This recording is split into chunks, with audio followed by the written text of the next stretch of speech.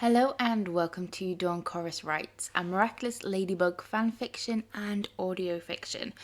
This is Marichat Monday, and this is the much requested part 2 of If I Could Tell Her. So I hope you enjoy it. Massive thank you and shout out to Peppermintpapers for the use of her stunning, beautiful artwork. All her information is down in the link below. Send me some love by smashing that like button, comment down below what you think of it, and subscribe so you don't miss out on further treats and Marichat Monday. And this is a non-lyrical follow-on, so I hope you enjoy. Part 2. Tiki, how on earth am I meant to spend an entire day in school with Adrien with what Kat said last night? Do you think he was telling the truth? No, Kitty doesn't lie like that. He wouldn't say it if it wasn't true. But how does he know how Adrien feels about me? I never knew they were friends, never mind close enough to talk about me. And some things he said, they don't make sense. I mean, how? I thought only Kat had. But then he said, Adrien loves me. I don't know what advice to give, but like you said, Kat doesn't lie, Tiki said, practically hiding behind the cookie she was holding instead of eating it. Is there something you're not telling me, Tiki? Marinette finally stood still and stared at her little red friend. Marinette, you know there are things I can't say, but hopefully Adrien tonight can explain things. But why not speak to me at school? Why do I need to go through an entire day staring at the back of his head, wondering what thoughts are going through it, and if any of them are of me? You won't be doing any of that if you don't hurry up and go to school. You're going to be late.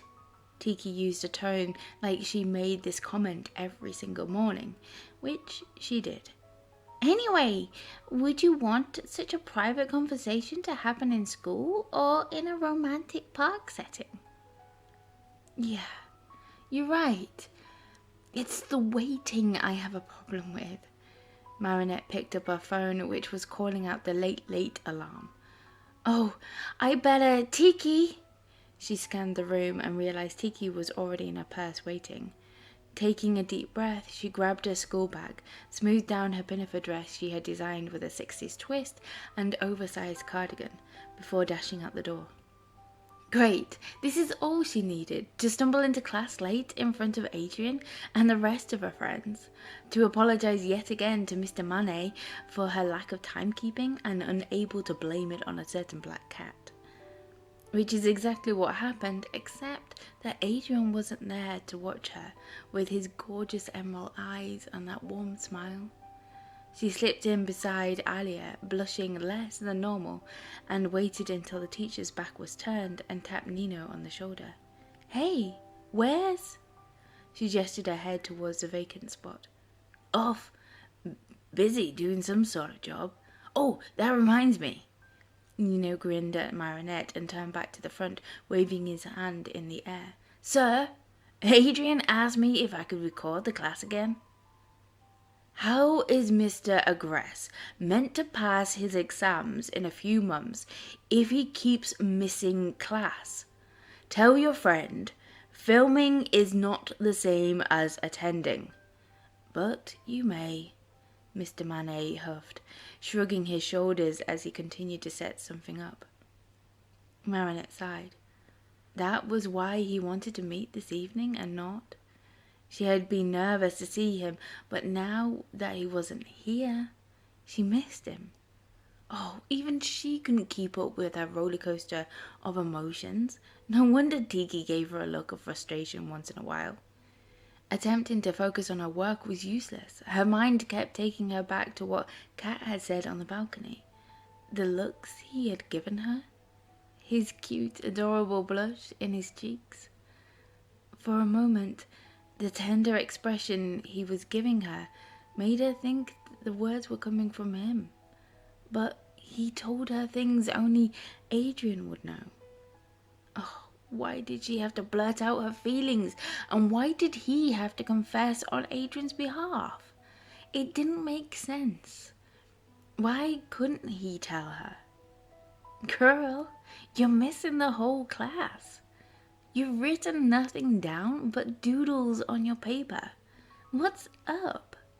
Alia leaned in but kept her eyes on the front. I'll grab a copy of the video from Nino. Don't you know filming isn't the same as attending? Alia mimicked the teacher with no response. Seriously, what's up? Oh, nothing. Tired, that's all. What could she say? Oh, Cat Noir came around like he always does. She had been ready to let Adrien go and finally give Kitty a chance when he told her Adrien loved her. And she was meeting him tonight. Yeah, like that would go down well as Alia exploded with questions for all to hear. No, this was a ride on the roller coaster only she had a ticket for. If this morning dragged, then this afternoon went at a snail's pace. Especially the last hour, as she was convinced the classroom clock, her watch, and everyone else's phone had stopped working at one point. Time literally stood still. Part of her even wished someone would be akumatized just so that she had a distraction from her thoughts to speed up this waiting. Then she quickly told herself off for having such a thought, knowing the look she would receive of Tiki, and it was never nice to wish Shadow Moth on anyone. After school, she even offered to help her papa out in the bakery, but there was no customers to be served. Where had all her luck gone?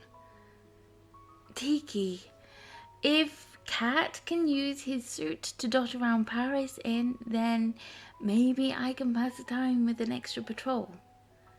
Marinette, you're not. Spots on. She would deal with Tiki's complaints when she was getting ready later. Right now, she simply needed to run. She dashed across the rooftop, scanning the calm streets of Paris. Nothing. She sat on the ledge overlooking the Seine and opened her yo-yo to send Cat a message. Hey Cat, I'm doing an extra patrol if you want to join me. Perhaps Ladybug could quiz him about his so-called relationship with Adrien. But part of her just wanted to see her kitty again. To see his smile and chat to him like he does with Marinette. 10 minutes passed. 30 minutes passed. Nothing. Little bug on a roof all alone without her kitty. Ladybug sighed. He must be busy. I had better get back. She climbed to her feet and flung out her yo-yo. Marinette picked out a simple pleated skirt and a fitted knitted jumper, knowing she was going to be standing in the frosty night air, waiting for her prince to arrive. Oh, Tiki, am I being foolish? She called out, applying her eyeliner. How do I know he will even turn up? Trust Cat. You do, don't you? Yeah, with my life. But regarding my heart, there lay the problem. No, you're right. I do trust Kitty. If he says Adrien will be there, then he will be there. She studied herself in the mirror, analysing every tiny detail. She was happy with it. But will he? No, be confident in yourself, Marinette. She jumped at the sudden sound of the warning alarm. It was time. Oh, she was gonna be sick. Nerves churning up inside of her. Deep breath. Breathe. You can do this. I'll be right with you, Marinette. You're not alone. Tiki gave her a reassuring cuddle on her cheek before zipping into her bag. She was right. She wasn't alone. No matter what Adrien might do or say, she always had her tiny friend. And yet, after an hour of standing in the freezing cold, her toes and fingers went numb as she listened to track 20 in her playlist and felt the embarrassment from receiving yet another confused look with a hint of pity from a random dog walker, with no word from Adrien. Marinette opened her purse, shrugged her shoulders and angrily wiped away a threatening tear.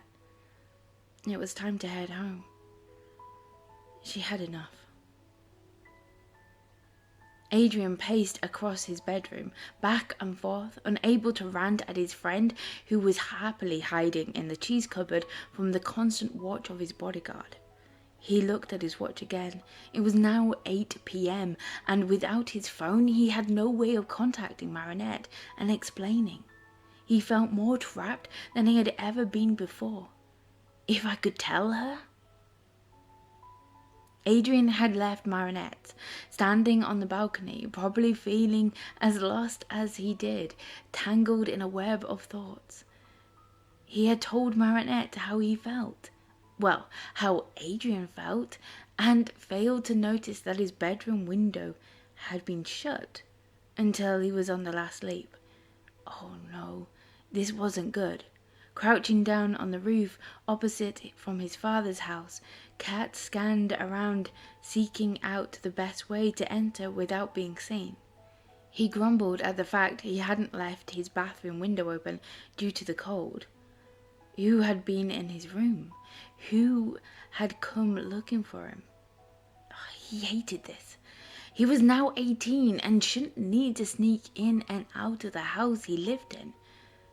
But it wasn't home. Okay, focus. If he dropped into the garden, then the kitchen staff sometimes left the back door unlocked to come and go with ease. This way, if he was spotted coming back as Adrien, then Natalie or his father wouldn't suspect he was using the window. He dropped over the wall in a blind spot for the cameras he had sussed out a few years ago. Claws in, Plag. Stay close. He edged around the side of the building, pulling his hood over his head. It wasn't a look his father was happy with, but it provided additional concealment as Adrien. He paused in front of the door, hoping to have a little luck, but the handle didn't budge. Oh, crackers. What was his other options? Kid, let me try, Plag whispered from his pocket and disappeared through the door. Adrien heard a couple of clicks before the door swung open a fraction. Nice one, buddy. It took him making his way through the deserted kitchen, which was early, and about to head up the stairs when he was stopped by the gorilla, followed by the sound of Natalie calling out his father. Sir, Adrien has returned. She glanced back through his study door before taking a step to the side and heard his father's heavy-soled shoes slam against the cold marble. Adrien, he called out with an annoyed tone as the large door bashed against the wall. Where do you think you have been? Leaving without a word, like a child? But I'm not a child anymore, father. I'm 18 years old and I should be able to leave to see my friends. You live in my house. You are my son. You live by my rules. Don't tell me you've been visiting that girl again when I have forbidden you from having anything more than friendship with her. Her name is Marinette, and I should be able to choose what kind of relationship and with whom. And if it goes against your rules, then maybe I don't want to live in your house anymore. Stop acting like a child.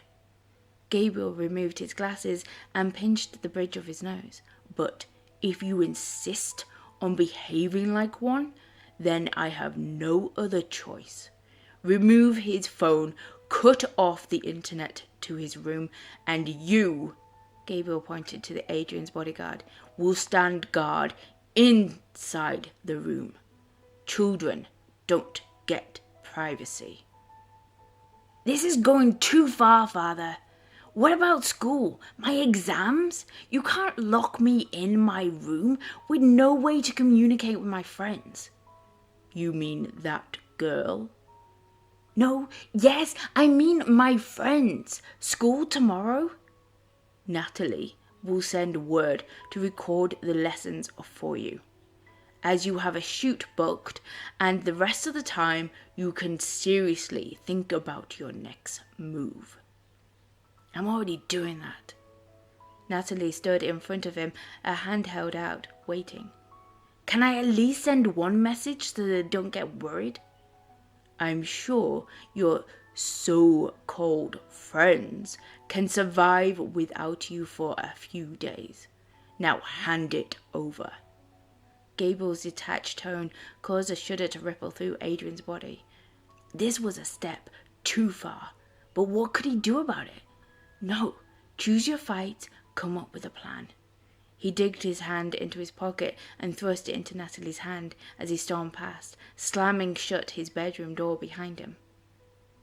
He spent most of the following day prizing his bathroom window open. It hadn't been completely sealed shut, unlike his other one. Now all he had to do was wait for his bodyguard to fall asleep, listening to whatever he heard through his headphones. Finally, after 2 a.m., he heard snoring coming from his sofa. Plag? Adrien breathed into the cupboard door. We need to go, buddy. Plag poked his head through the locked cupboard and quickly floated into Adrien's shirt. He crept to his bathroom and locked the door. Claws out. He sent an alarm on his baton. An hour should be quick enough to return and not be missed, but long enough to explain to Marinette. He was risking it all, escaping as Cat Noir so that he could hopefully justify to Marinette why Adrien hadn't showed up. But would she believe him enough to give him yet another chance? Once Adrien had escaped his father once and for all, what she must think of them both. He sprinted across the rooftops. Plag had definitely been charging up all day and wondered if the little cheese gremlin had any left. He dropped down onto a balcony and stared through a window. She was all curled up, hugging tight one of her cat pillows. Tapping on the glass, her eyes opened to reveal how red and puffy they were. His heart sank in his chest, knowing how much he must have hurt her for not showing up. He lifted the window and stepped to the side, giving her room to climb through. She shoved on the same pink jumper over her head and glared at him. Cat, you have some nerve showing up here. After tonight? Are you aware your pal stood me up without a word? Or was it some sort of game for you? Was it all a lie? Adrien doesn't like me. I would never play with your feelings. They are far too precious to me. Then explain yourself. Or we are done being friends. She swiped her hand in front of him, narrowing her glare, which glistened with tears ready to fall. Princess, Marinette, Adrien, his father has concealed him in his room, without phone or internet. Cat, you think this is a joke? Are you taking the mick out of me? Adrien is 18. Why would his father? I understand he's been strict over the years, but doing that? This isn't a joke. You have no idea what his father is like. Okay, that's true. But explain this. How can he get a message to you and not to me? If I could tell her everything. I don't know how I would even start. If I could tell her. But what do you do when there's this great divide? If I could tell her how she's everything to me. I wish I could explain to you, but I can't. You just have to trust me. He tried reaching out to her, longing for one of her cuddles that made the world right again, to feel like he had come home. But she shrugged him off, turning her back to him. That's the problem, Cat. How can I trust you? I stood down there for an hour in this freezing weather, hoping, trusting you that Adrien, my prince, would turn up and confirm to me all that you had said last night. But he never. Don't you think he would have if he could? Cat blurted out with more anger than he had expected. The thought of you going through that breaks his heart. But he is currently trapped by his father, wishing he was with you. His voice cracked as his own words sank in. Marinette relaxed her shoulders and unfolded her arms as she stepped closer to him, reaching out. Cat? Kitty? Why? He couldn't help himself. The sound of her soft voice caused him to lunge forward and wrap his arms around her. Instantly, she folded her arms around him in a tight embrace. Kitty? What is it? Why are you crying? He hadn't realized he had been until he moved his face against the wet patch on her shoulder. Kitty? Oh. Adrien. Adrien, she breathed, pulling him in tighter. He sighed. She knew. She had figured it out, and yet she wasn't rejecting him, but rather holding on to him so fiercely that he felt her heart beat through his own. I don't have long. I need to head back, but I had to tell you how much I wanted to be there. He pulled back his face a little so that he could see hers and noticed fresh tears cascading down her cheeks. Princess, why are you? Is it true? Your father keeping you? Cat nodded. That's why I must go. They can't know I snuck out. My identity? He raised his eyebrows at her and gave her the slightest of smiles. Adrien, you can't go back there. It isn't right. What, are you going to take them on? It's fine. It isn't the first time, but it's certainly the last time. I have to go. But my princess? He cupped the sides of her face. I meant every word of last night. How I feel about you. I know you have a lot to take in right now, but I love you, Marinette. She closed her eyes as he leaned forward and kissed her wide smile. His heart skipped a beat as she kissed him back, feeling all the passion and love she felt for him in that moment. It was the strength he needed to confront his father.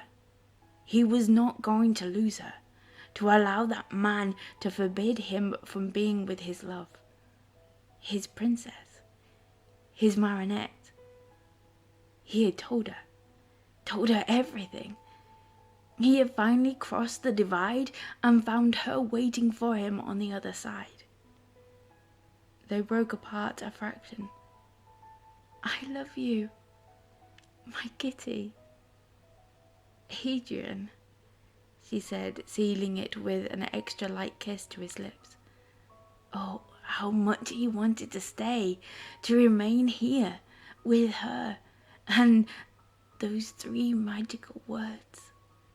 I really have to go, but I have a plan, and you have given me the strength to see it through. You mean it? She nodded with a grin as she bit down on her lip in a shy manner. You love me as much as I love you?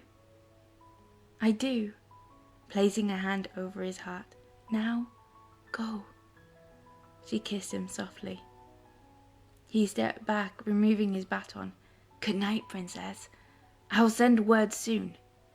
With her warmth coursing through him, he left his home and returned back to his prison. But not for long this time. he will find a way back home again, into the arms of Marinette.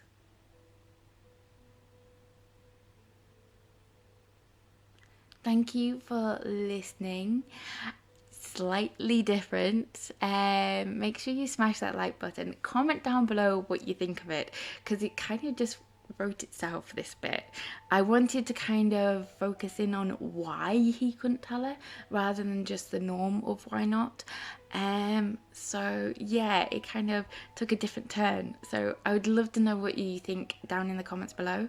Make sure you subscribe if you haven't already, because there's more treats like this and there's further treats to come, and videos and stories and everything. And I hope you're good, and I will speak to you soon. Okay, bye.